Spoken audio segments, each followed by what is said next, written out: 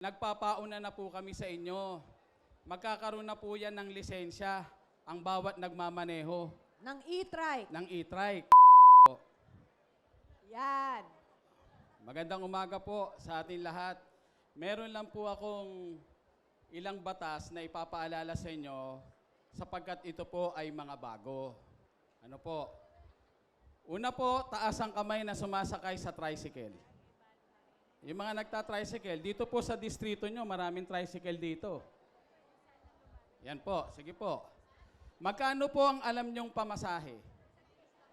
30, 50,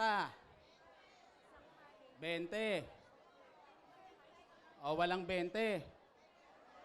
O yung 20 po, wala talaga yan. Dahil ang pamasahe lang po dapat ay 16 pesos. O para maliwanag po sa lahat, ano po? Ang pamasahe lang po sa tricycle ng bawat pasahero ay 16 pesos. 16 pesos. Paano po? Senior po ako. Kung senior po kayo, ay 13 pesos. Pag senior o estudyante, no? Yan po. Paano po yun, Direk? Yung mga tricycle po, hindi naman sinusunod yan. Di po ba? Yan po sasabihin ng ilan sa atin. Ang pakisuyo po namin sa inyo, kasi kaya ginawa yung batas na yan, sa utos po ni Mayor Hani Lacuna, Pangan, upang proteksyonan po kayong lahat na sumasakay sa tricycle. Hindi naman po namin mamomonitor yan kung hindi po kayo magrereklamo.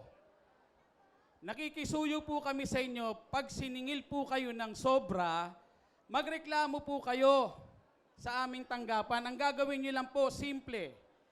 Tandaan lang po ninyo yung plate number or body number ng tricycle. At pupuntahan na po namin kung sino po ang namamasada na yan na nagmalabis sa inyo na maningil ng sobra. Kasi po, kung hindi nyo po kami tutulungan, hindi po matatapos yung pagsasamantala sa inyo. Kaya hinihingi po namin ang inyo pong pakikipagkaisa. Maliwanag po yun sa ating lahat. Kung gusto nyo pong lubusang maipatupad ang pamasahe na 16 pesos, tulungan po ninyo kami. Paano po ka, Dennis, kung gusto nila sila lang ang nakasakay sa tricycle? Pag special po, matik, special din yung bayad. Di po ba? Kung apatan po yan, sa 16 times 4. Yun ha. Ano po, ganun po yung kasi special po Pinoproteksyonan din naman natin yung pobreng tricycle driver. Kasi talo naman siya sa gasolina. Alam naman po natin, ang gasolina halos linggo-linggo, taas ng taas. Di po ba? Proteksyon naman nila yon. Pareho lang po tayong inaalagaan ng gobyerno. Yung naghahanap buhay at yung sumasakay. Maliwanag po. Maliwanag. Tulungan po tayo. Ano po? Huwag po kayong matatakot or mahihiya. Para po maipatupad natin ng tama yung batas na yan. Aba, meron na ho tayo mga nahuli ka, Dennis, di Meron ba? na po. Yung mga nagsasamantala po, lalo na dyan sa may Remedios, Intramuros, Opo. na sinisingil nila yung mga turista natin ng higit pa. Nakulong pa yon, Mayora. Ayan, nakulong pa. Nakulong pa yon. Kasi siningil niya ng 20 milyong foreigner Ano? Magkano? Ayaw niya ng 20 pesos. Masyadong abuso, dinamihan yung zero. 20 mil. Talaga ba? Hindi 2,000, 20 mil? Hindi po. Dalawa po yun. Yung isa po 2,000. Yung nag-vlog. Nag-viral yun Meron pang iba. Kaya kung paano po yung mga dayuhan, nagsusumbong sa amin, sana lalo na tayo. Tama. Kasi tayo po taga rito Tayo po mapagsasamantala ng gusto. Yung dayo po, dollar pera nun tayo, peso. Ano po, magtulungan po tayo. Pangalawa po, yung sumasabit po sa jeep, bawal na po yan. Inaalagaan naman po tayo upang hindi po tayo madisgrasya. Huwag po kayong magdaramdam sa jeepney driver pag kayo po ay hindi pinapayagang sumabit. Dahil bawal na po yang sa batas. Isa pa po, yung mga nagmamaneho dito, meron pong pinatutupad ang Metro Manila, yung single ticketing system. Ang penalty po ngayon sa bawat violation, centralized na po, na ipinatutupad sa Metro Manila. Kaya kahit saan po kayo nahuli, pare-pareho na po yan. Katulad nung no helmet, 2,000 po yan kahit saan kayo magpunta.